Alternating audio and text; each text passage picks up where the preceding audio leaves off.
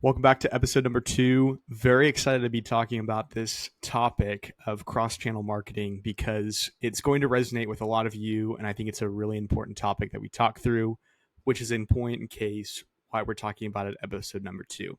Now, giving you guys kind of a little bit of a description of what we'll be talking about today, we're going to explore the powerful strategy of cross-channel marketing. As consumers engage across multiple platforms, we have to ensure that our marketing efforts are both cohesive and impactful across all of our touch points. We're going to dive into the essentials of cross-channel marketing. We're going to talk through strategies for creating a unified customer experience. And we're also going to talk about providing practical tips for leveraging these tools and using data to enhance your marketing outcomes long term for both your business and across all the different channels that you're on. As you know, this is a really big thing nowadays with the current digital landscape, just based on the fact that there are so many channels that you could be reaching individuals, consumers on through your business. And I think it's one of those things that either it's easy to overlook and stick to one channel, and not really dive into any other platforms because you want to do that one channel perfectly. Or sometimes you might explore multiple different channels, might get on 10 to 12 different channels that you're really pushing out content on, but maybe it's not as good of content as you need it to be, or it might not be cohesive. So this episode, we're going to talk a lot about cohesion, using data to empower a really powerful cross-channel marketing for our business, and kind of how we utilize all these different tools to make a better experience for our business and for our customers. So if you didn't know, my name is Caleb Broach. I run Club Creative based in Oklahoma City. We're a marketing consulting firm. We work with a lot of large and small companies. So again, we see a lot of different things that makes me want to start this podcast because, as you know, some small businesses don't have the accessibility to some what big businesses have, and big businesses sometimes don't have the drive that small businesses do. So I think there's a lot that we can learn from both sets of clients, which again is why cross-channel marketing is really important. Now, kind of diving into this, one of the biggest keys that I like to leverage into when we're talking about cross-channel marketing is you got to think there are so many channels out there now. I could just name a bunch off the top of my head: Facebook, Instagram, Snapchat, Twitter, Pinterest, banner ads, email marketing, text marketing, and there's probably about 300 others in the realm of that as well that we could talk about. Now, if you think about all those different platforms, there's this parallel where it's traditionally speaking the easiest now to engage with your brand customers as it's ever been, but it's also more difficult because you have to maintain consistency across different channels and make it appeal to each channel while also being present on those channels. So the accessibility to consumers is a lot better than it's ever been, but it's also the most difficult part because we have to make sure that we have a cohesive strategy when we're leveraging into cross channels. Now, the big focus here is how do we understand cross channel marketing and how do we actually integrate various marketing efforts to create that seamless experience that we've talked about. Now, if you don't know kind of the main point of cross channel marketing, the most raw form of cross channel marketing is if we were to put out content on both Facebook, TikTok, YouTube, email marketing, and SMS. If we were to think about all those different channels, each of those different channels has different formats that we can push content on. Obviously, it's going to be a lot harder to send a picture or a video via text. I mean, you can, but it's pretty expensive for SMS or MMS. Now, you might have more of a text-based strategy on when you're sending text messages versus if you were to compare YouTube and Facebook, again, completely separate platforms. YouTube, you might look at short form content or long form content. You're actually looking at how do you optimize the description of it for search engine optimization on YouTube. And when we look at Facebook, you might post just a picture or you might post a picture, video. But then when we post that, we're going to have to make sure that the description is relevant to the consumer as they're scrolling their feed. That not only works around search engine optimization on Facebook, but actually appeals to them and makes them engage with that content. It's not just about the description getting in front of the right people. It's how are people engaging with that content on Facebook, which then should lead to better engagement or worse engagement. So as you can see, when you're a business trying to appeal to your consumers on social media and other platforms, it can become this really, really difficult situation where you either spend so much time creating content, you hire an agency to handle those things, or you pick a very specific platform or a couple platforms that you want, perfect those, and go from there. So as you can see, there's a lot of different opportunities for businesses, and there's no right or correct answer. But based on where your business is, there's a couple different directions that you can take that, which is obviously a good and bad thing. Now, if we're looking at the key points within cross-channel marketing, things that I always like to look at is when it comes to cross-channel marketing, there's the form of multi-channel marketing. So it's using multiple channels to reach customers, but then you're also using each channel independently. So it's operating as its own. So you have separate social medias, you have email, you have in-store campaigns. So some companies will use different promos across Facebook or Meta versus what they use on, let's say, YouTube influencers versus what they're using in text. So some might have like a loyalty program that they're sending text out for 20% off for a Labor Day sale, versus they might be posting about a 10% off Labor Day sale on their social media. So sometimes you have this kind of this multi-channel marketing strategy. Now, there's also where we get into the cross-channel marketing of not only using multi-channel marketing in different forms, but we can actually collaborate and have them work together. So when we integrate all of those channels, we actually use those channels to create a unified, seamless customer experience, which is where cross-channel marketing comes in. Now, an example of this would be, let's say one of your customers sees an ad on Instagram. Now, they might visit the website through that link. They might check it out. They might Google you later. And then all of a sudden, they might receive a retargeting email. If they put their email address in an email newsletter, or we already have that customer data, we send them a retargeting email. Well, then let's say they actually make a purchase eventually. If we look at it, all of those touch points are actually interconnected, and we've technically had consistent messaging and personalized content through that entire experience. And not one single touch point was technically responsible for that purchase, maybe at the very end when they came back. But if we look at the cohesive strategy, all of those touch points and all of those ways that we brought that customer to the website actually continued to collaborate together to make that purchase happen. Now, if we didn't have all of those things in place, what happens if we hadn't set a retargeting email? Would we have been able to get that customer, or would we not?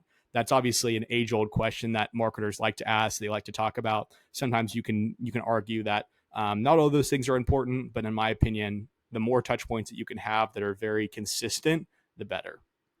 Now, as a business, as a marketer, how do we build a cross-channel strategy? Because it's easy for us to say we need a cross-channel strategy, but it's another thing to think about the actual things that we have to put in place to make a cross-channel marketing strategy work.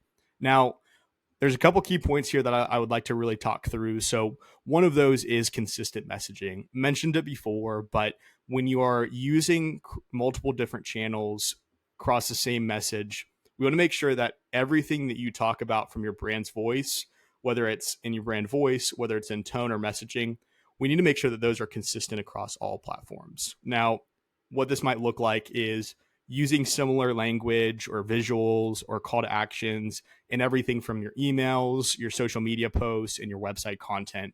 As someone's going through those multiple touch points, that they're having a very consistent and similar experience across the entire way. Now, there's another way we can do this by using integrated technology. And what I mean for this is we're using tools and platforms that will allow for seamless communication and basically data sharing across channels. So sometimes we'll pair, this with a CRM system and a marketing automation platform, or a email newsletter system with a Zapier, or a Zoho CRM with, MailChimp. So you might see that HubSpot integrates with social media, email marketing, and a CRM, which allows for you to track all of the customer interactions across all touch points. So you might be able to see when they liked a post, when they opened their last email from you, and maybe when they saw when they received a text message or things like that, which make a really powerful and impactful strategy for you to see how many times people are opening up different posts, emails, and it's a really consistent way.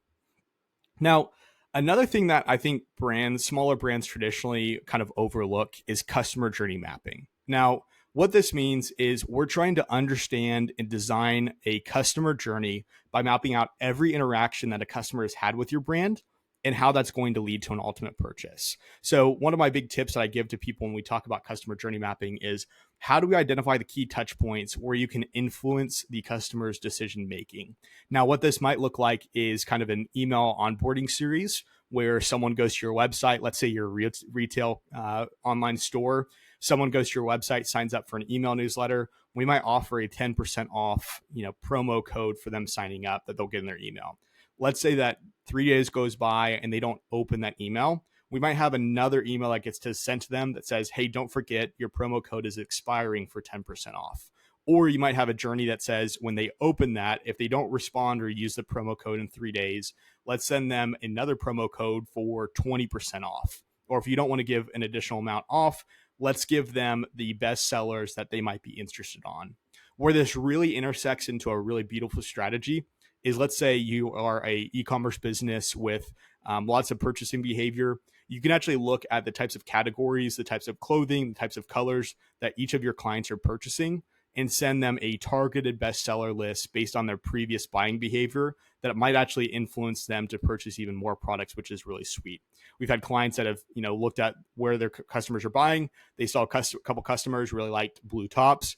They came out with a new line of blue tops, very similar to what they were purchasing. They saw a really large uptick in those sales. So not only are we using cross-channel, but we're actually using data to inform a cross-channel strategy, which is really sweet. Now, as you know me, I like to dive into the case studies, right? We want to make sure that there's actionable insights that are coming from cross-channel marketing and that this is actually successful for brands, not just that we're seeing it from an educational standpoint, we're seeing it from a broad perspective, but that we're actually seeing in person that it works. Now, if we think of everyone's maybe favorite brand, Nike, over the years, it's been a very consistent brand. If you think of Nike, what's the first phrase that comes to mind? To me, it's just do it, right? Nike's Just Do It campaign is a perfect prime example of cross-channel marketing. What they did was they used integrated marketing efforts across TV commercials, social media platforms, including Instagram, Twitter, Facebook, email newsletters, and in-store promotions to really push the Just Do It campaign. What this led to was consistent messaging and visuals that reinforced the campaign's central theme across all of the platforms. So as we can see, it was highly successful from a results standpoint. Again, we don't have the specific numbers of what their ROI from that was, what they invested, but we can all know that Just Do It comes to mind when we think of Nike. And in the long run, it showcased the power of consistent integrated marketing efforts. Now, what tools or platforms can we be using for cross-channel marketing? That's a question we get sometimes from clients. And this is kind of one of those things that you have to make sure that you're using the right platforms that fit well enough for your business, but also that you're taking tips from other people, from guides, because sometimes there's some really powerful tools that if you find the right way to integrate them, you can integrate them perfectly. And sometimes you'll spend too much time trying to integrate tools that just won't work out, or you could have saved that time and used a different tool. Might not have done absolutely everything you needed, but everything that you could have wanted to do, it would have been perfect. So kind of some of our key points here of recommendations. When it comes to CRMs, we're big fans of Salesforce, HubSpot, and Zoho CRM. The reason why we like CRMs is it helps centralize customer data, track interactions across channels, and personalize communication.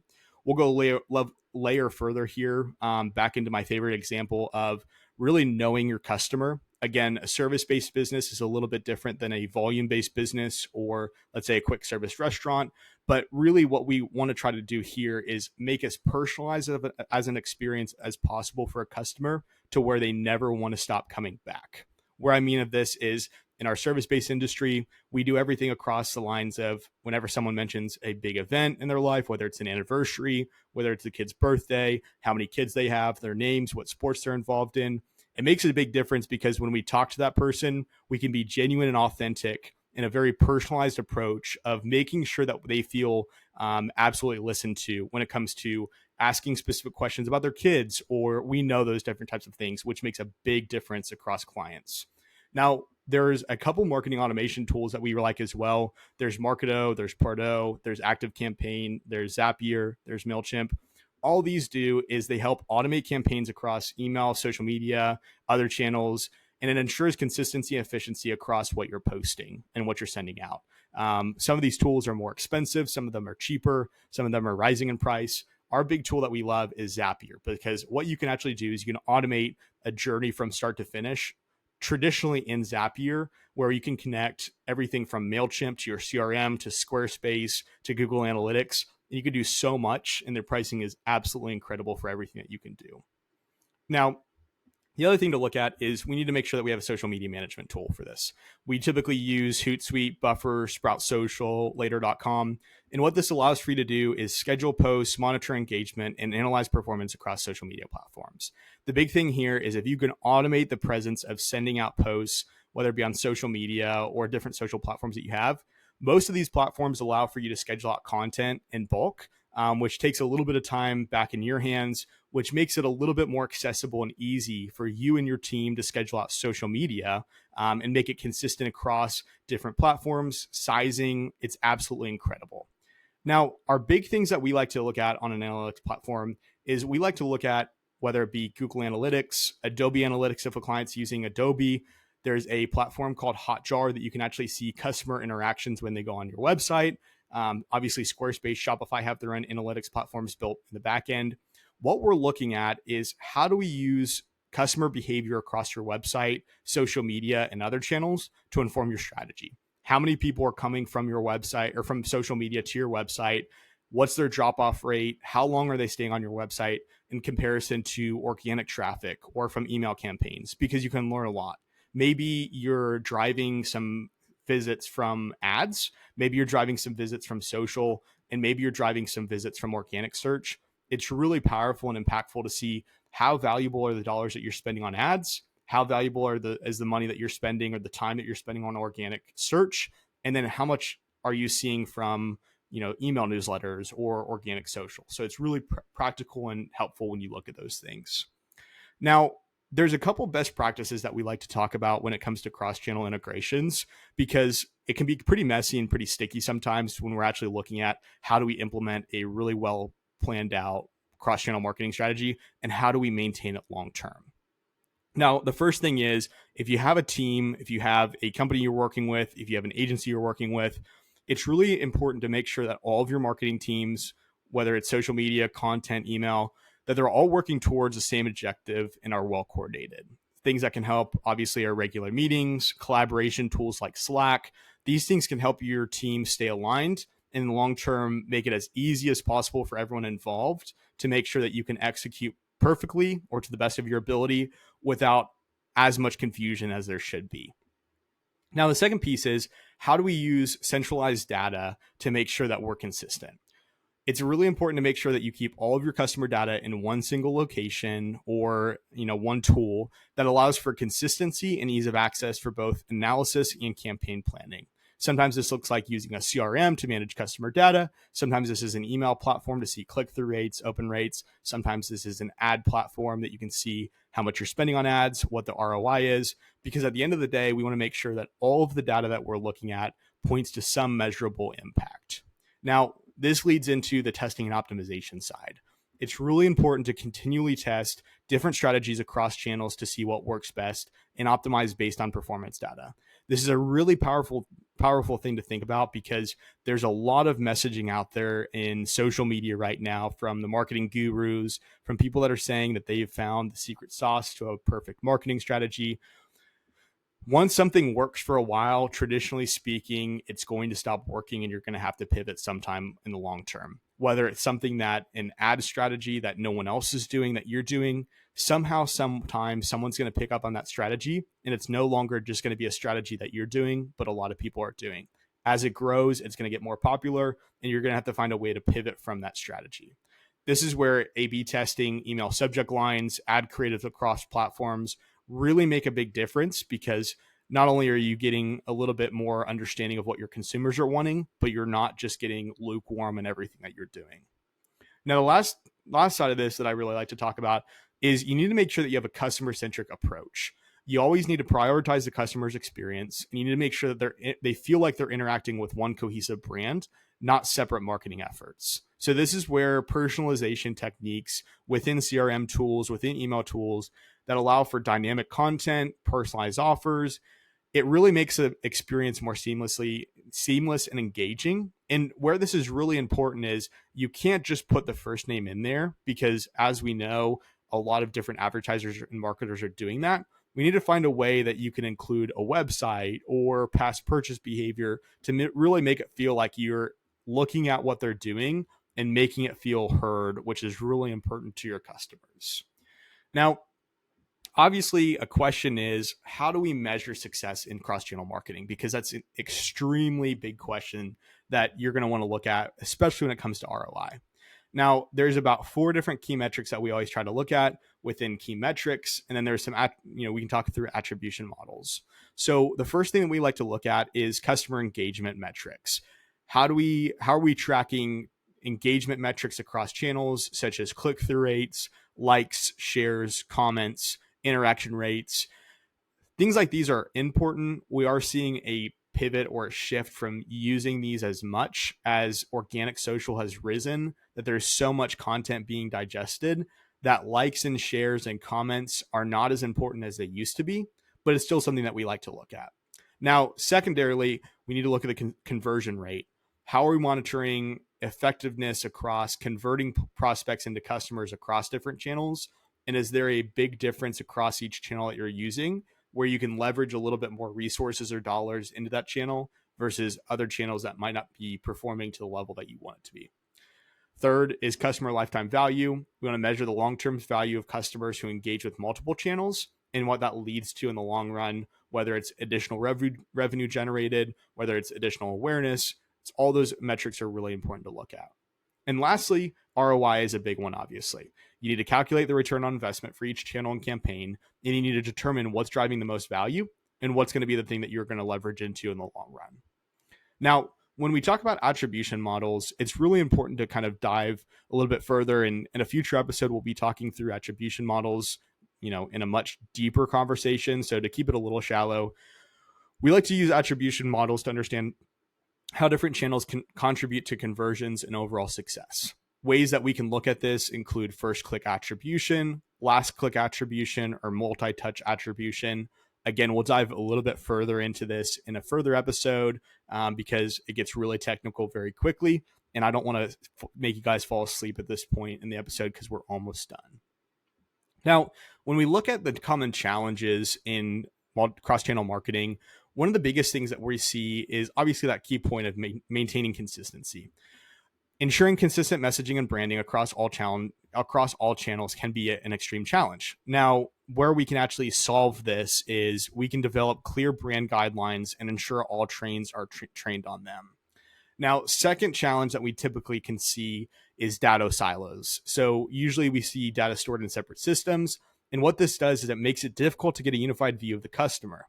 Now, how do we solve this? We traditionally recommend investing in integrated platforms that allow for seamless data sharing. If you're looking for ad performance along with MailChimp performance across Google Analytics, what you can actually do is there's a couple tools like Agency Analytics that actually import that data into one specific view or window that you can start seeing all of those the data points and start attributing those back and forth. Now, the last part that traditionally gets a little bit tough within cross-channel marketing is obviously resource allocation. We find a lot of companies are challenged by the fact of allocating enough resources to effectively manage multiple channels. This can be financial, this can be team, this can be time. There's a lot of different resources that we're talking about when we see this. And in our opinion, the best solution for this is prioritizing channels based on where your audience is most active and where you see the highest ROI in the long term. Now, hopefully I didn't make you fall asleep because it was a little bit more of a deep dive of an episode. But to summarize everything that we talked about, our key points were cross-channel marketing is essential for creating a cohesive brand experience and maximizing marketing impact. Consistency, integration, and data-driven decision-making are key to successful cross-channel strategies. And obviously, we're going to encourage you to start integrating your marketing efforts and track your results based on everything that you're doing on the marketing side. This is the wrap for episode 2 of season 2 of Club Conversations.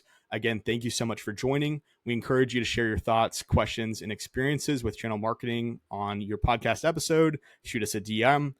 Obviously, we encourage you to subscribe, rate, and review our podcast. And next topic is going to be really fascinating. I'm not going to tell you what it's about, but you're going to be really enthusiastic about listening to it. Thanks again.